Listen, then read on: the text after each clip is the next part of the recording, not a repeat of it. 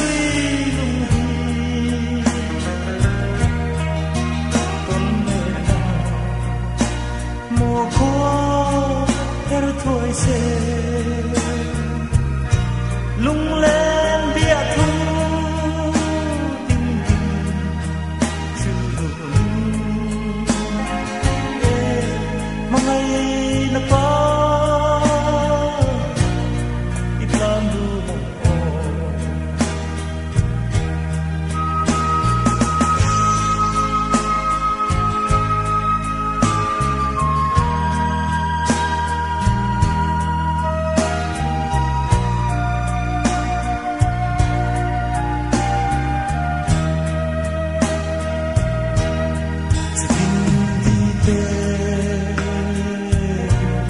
càng nghe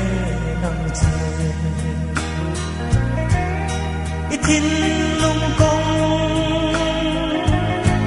có min hồn lo mà ngày nay min lâu buộc lo cả thơ cội bông tê con cha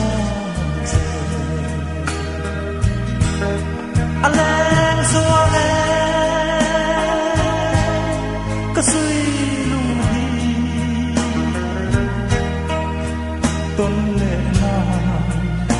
mùa khóa her thôi sẽ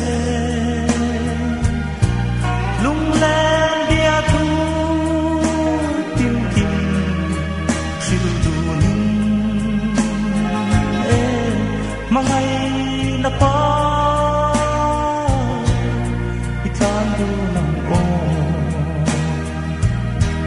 lung lên bia thu tim tim chữ mà ngày là có ít lan đồ